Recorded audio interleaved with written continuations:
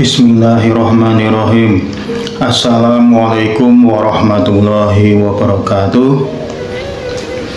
Alhamdulillahirabbil alamin. Nahmaduhu nusolli wa sallim ala rasulihil karim. Amma ba'du.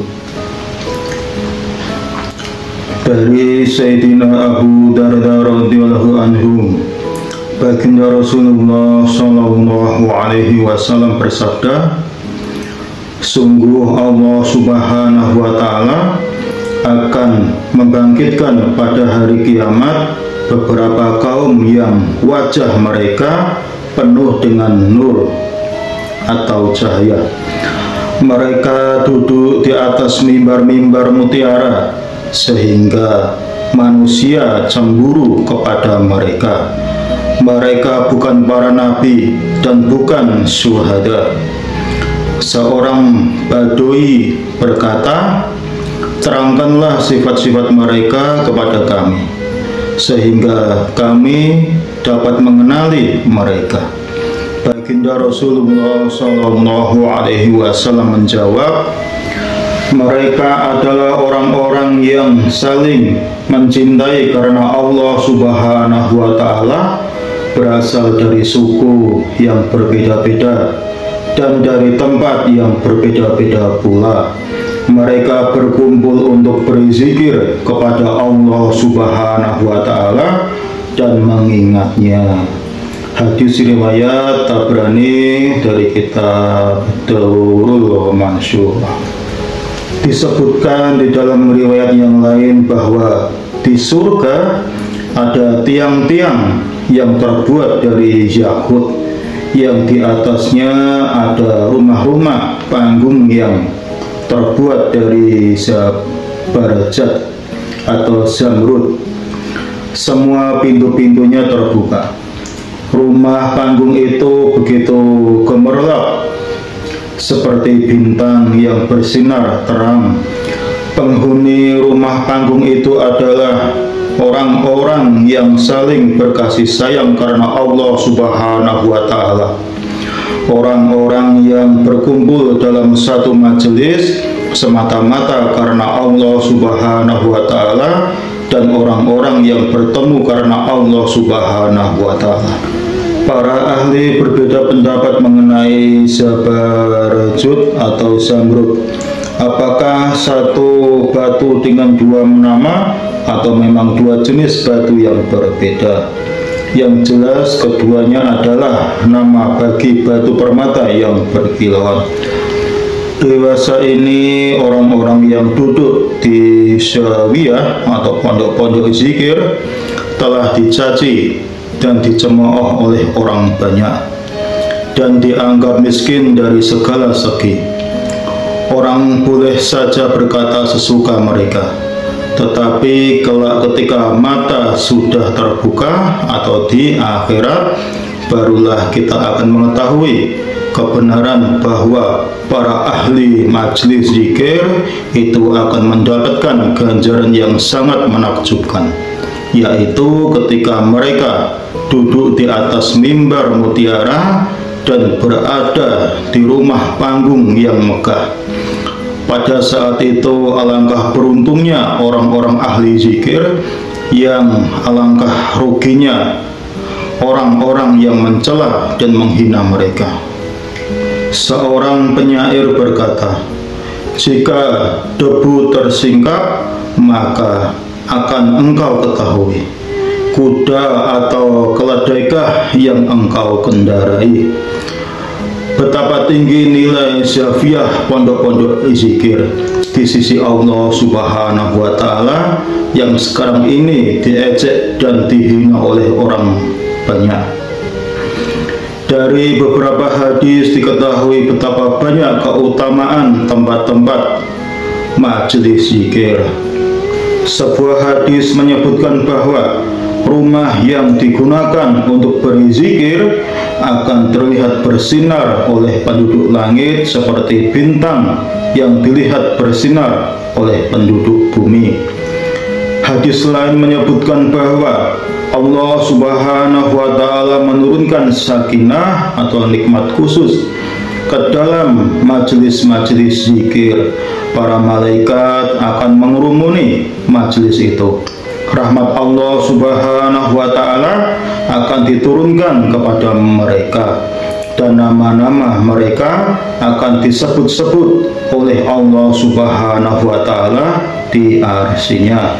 Sayyidina Abu Razin radhiyallahu anhum, seorang sahabat, berkata bahwa baginda Rasulullah SAW bersabda, "Maukah aku beritahukan kepada kalian sesuatu yang menguatkan agama, yang dapat mendatangkan kebaikan dunia dan akhirat bagimu? Sertailah selalu majelis orang-orang yang berzikir kepada Allah Subhanahu wa Ta'ala. Jika engkau sendirian, perbanyaklah zikir semampu kalian." Sayyidina Abu Hurairah radhiyallahu anhu berkata, penduduk langit akan melihat cahaya rumah yang digunakan untuk berzikir, sebagaimana penduduk bumi melihat cahaya bintang-bintang di atas langit. Rumah yang digunakan untuk berzikir akan sangat bercahaya dan bersinar seperti bintang-bintang di langit. Banyak wali Allah yang telah diberi kemampuan melihat nur orang-orang soleh dan nur rumah-rumah yang digunakan untuk zikirullah dengan mata kepalanya. Syekh Fudail bin Iyad rahmatullah alaihi, seorang syekh yang terkenal, berkata, penduduk langit akan melihat rumah yang digunakan untuk berzikir seperti sinar lampu yang sangat terang. Diceritakan bahwa Syekh Abdul Aziz Dabbagh rahmatullah alaihi, seorang ulama pada masa yang tidak terlalu lampau, meskipun umi atau tidak bisa baca dan tulis, ia mampu membedakan ayat-ayat Al-Quran, hadis-hadis qudsi, dan hadis-hadis nabawi, serta hadis-hadis palsu. Dikatakan bahwa jika ia melihat orang yang sedang berbicara, ia akan segera mengetahui dari nur yang keluar dari mulut orang itu, apakah yang dibicarakan itu Al-Quran ataukah hadis baginda Nabi Sallallahu Alaihi Wasallam.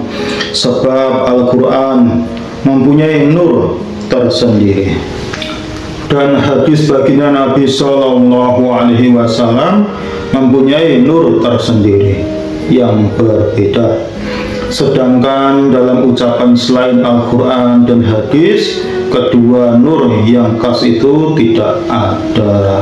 Dalam kitab Tazkiratul Khalil, kitab riwayat hidup Maulana Khalil Ahmad rahmatullah alaihi, karya Maulana Ja'far Ahmad rahmatullah alaihi, ditulis bahwa ketika Maulana Khalil Ahmad rahmatullah alaihi menunaikan ibadah haji yang kelima, ia sedang bertawaf khudum di Masjidil Haram.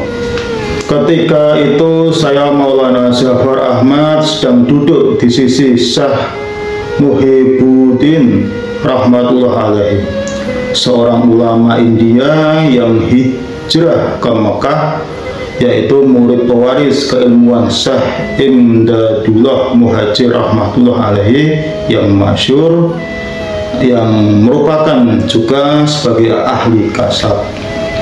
Ketika itu ia sedang sibuk membaca kitab sholawat sebagai wiridnya.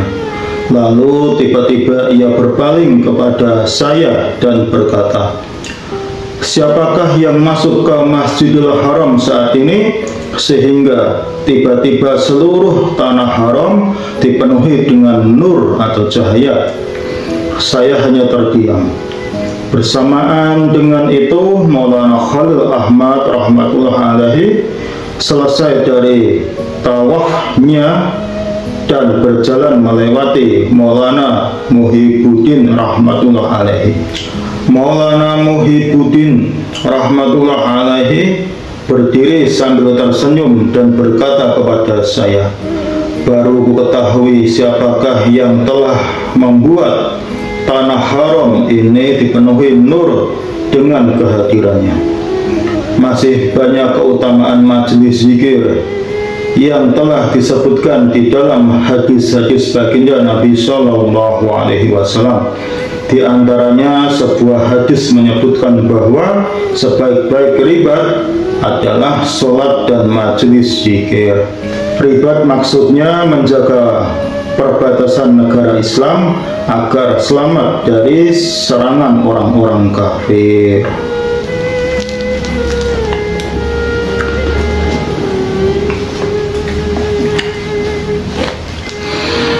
Alhamdulillahirrabbilalamin.